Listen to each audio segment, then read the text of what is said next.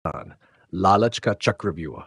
प्रस्तावना भारत की संस्कृति में तंत्र मंत्र का एक विशेष स्थान है। ये शक्ति, ज्ञान और साधना का एक अद्भुत माध्यम है। लेकिन जब यही तंत्र लालच, स्वार्थ और अंधविश्वास का शिकार हो जाता है, तो वह किस दिशा में मुड़ता है? यही इस कहानी का मूल है। इस कहानी में हम एक तांत्रिक की यात्रा का अनुभव करेंगे, जो शमशान की भयावहता, धन और संतान प्राप्ति की लालसा में फंसा है।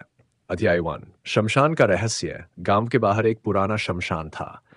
वहां की हवा में एक अजीब सी दहशत थी। लोग कहते थे कि वहां रात में अजीब आवाजें आती हैं। इस शमशान में एक तांत्रिक काल भैरव निवास करता था। वह अपनी तंत्र साधना के लिए कुख्यात था।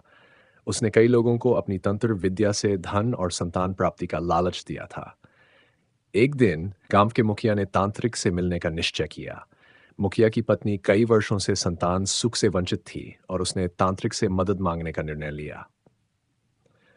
अध्याय 2। तांत्रिक का वादा। मुखिया ने शमशान की ओर कदम बढ़ाए। तांत्रिक ने उसे देखकर कहा, आओ मेरे शिष्य, तुम्हारे दिल की इच्छा क्या है? मुखिया ने अपनी पत्नी की समस्या बताई। तांत्रिक ने कहा, यदि तुम मेरी विधि को अपनाओगे तो तुम्हारी पत्नी जल्दी ही संतान सुख प्राप्त करेगी, लेकिन इसके लिए तुम्हें कुछ बलिदान करना होगा। मुखिया ने अनजाने में ही तांत्रिक की बातों पर विश्वास कर लिया और उस रात तांत्रिक के बताए अनुसार विधि करने लगा। अध्याय 3। बलिदान का भय। जैसे ही मुखिया ने तांत्रिक की विधि की, उसे अजीब आवाजें सुनाई देने लगीं। रात के सन्नाटे में अचानक एक चीख गूंजी। मुखिया के दिल में भय बैठ गया, लेकिन धन और संतान की लालसा ने उसे आगे बढ़ने के लिए मजबूर किया।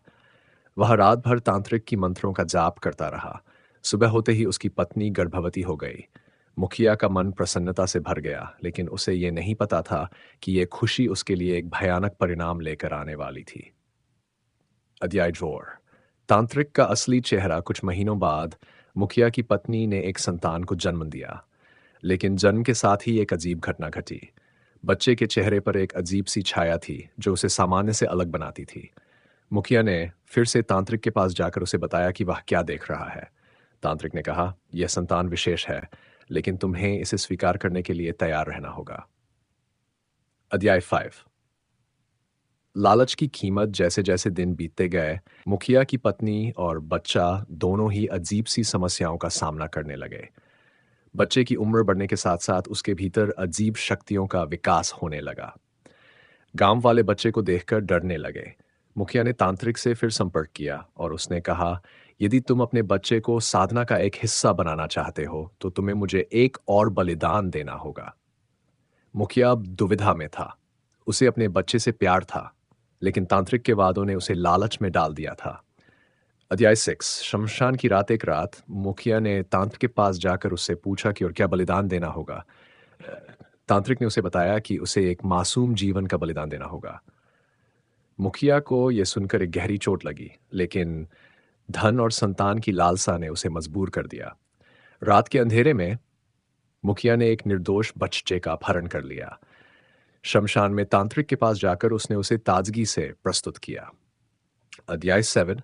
रक्त की पुकार। जैसे ही तांत्रिक ने बलिदान को अंजाम दिया, वहां से एक भयानक चीख गूंजी। वह आवाज शमशान में गूंजने लगी। उस चीख ने पूरे गांव को हिलाकर रख दिया। मुखिया ने देखा कि तांत्रिक का चेहरा अजीब रूप में बदलने लगा।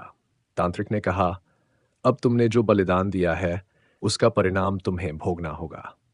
अध्याय 8। परिणाम का सामना। मुखिया के मन में भय का साया मंडराने लगा। उसने अपने बच्चे की ओर देखा, जो अब असाधारण शक्तियों से भरा हुआ था। अचानक बच्चे ने तांत्रिक पर आक्रमण कर दिया। गांव वाले अब जाग गए थे। उन्होंने तांत्रिक को रोकने के लिए प्रयास किया, लेकिन वह अब एक राक्षस में बदल चुका था। अध्याय 9।